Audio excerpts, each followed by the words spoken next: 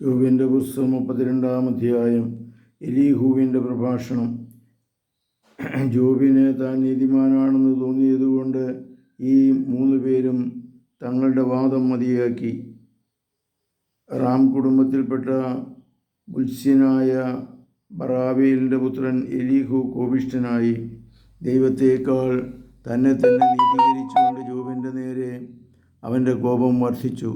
Job തെറ്റ് ചെയ്തെന്ന് അവൻ്റെ 3 സഹോദരന്മാരും പ്രഖ്യാപിച്ചെങ്കിലും തക്ക മറുപടി നൽകാൻ അവർക്ക് കഴിയാത്തതുകൊണ്ട് അവരോടും അവൻ കോപിച്ചു.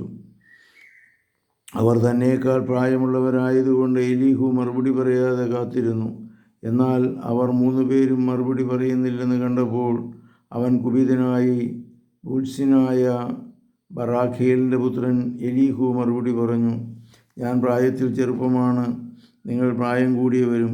അതിനാൽ എൻ്റെ അഭിപ്രായം പ്രകടിപ്പിക്കുവാൻ എനിക്ക് ഭയമായിരുന്നു. ഞാൻ ചിന്തിച്ചു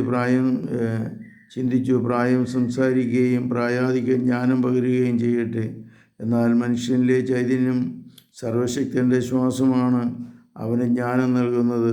പ്രായാധിക്യം ജ്ഞാനം പ്രദാനം ചെയ്യുന്നില്ല, ദീർഘായുസ് വിവേകവും. അതിനാൽ ഞാൻ പറയുന്നു, എൻ്റെ വാക്ക് കേൾക്കുക, ഞാനും എൻ്റെ അഭിപ്രായം പ്രകടിപ്പിക്കട്ടെ.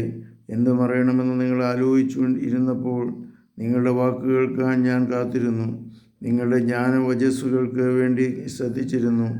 ഞാൻ നിങ്ങളെ ശ്രദ്ധിച്ചു. ജോബിനെ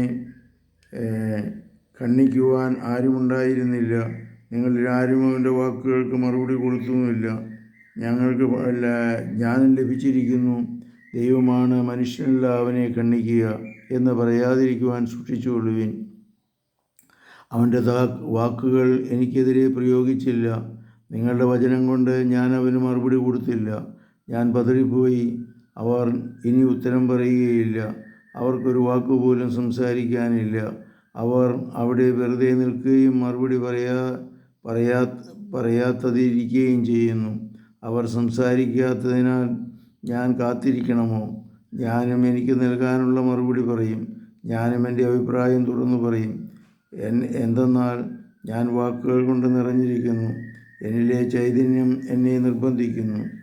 എൻ്റെ ഹൃദയം ബഹിർഗമിക്കുന്ന മാർഗം ഇല്ലാത്ത വീഞ്ഞു പോലെയാണ്, പൊട്ടാറായിരിക്കുന്ന പുതിയ തോൽക്കുടം പോലെയാണ്. എനിക്ക് സംസാരിക്കണം, എന്നാലേ എനിക്ക് ആശ്വാസം ലഭിക്കൂ. അതിരം തുറന്ന് എനിക്ക് മറുപടി പറയണം. ഞാൻ ആരോടും പക്ഷപാതം കാണിക്കുന്നില്ല, ഒരു മനുഷ്യനോടും മുഖസ്തുതി പറയുകയുമില്ല. മുഖസ്തുതി പറയാൻ എനിക്ക് അറിഞ്ഞുകൂടാ. പറഞ്ഞാൽ എൻ്റെ സൃഷ്ടാവ് എന്നെ വേഗം നശിപ്പിക്കും. ഇത്രയുമാണ് ഈ വീഡിയോയിലുള്ളത്. കർത്താവെ അനുഗ്രഹിക്കണമേ.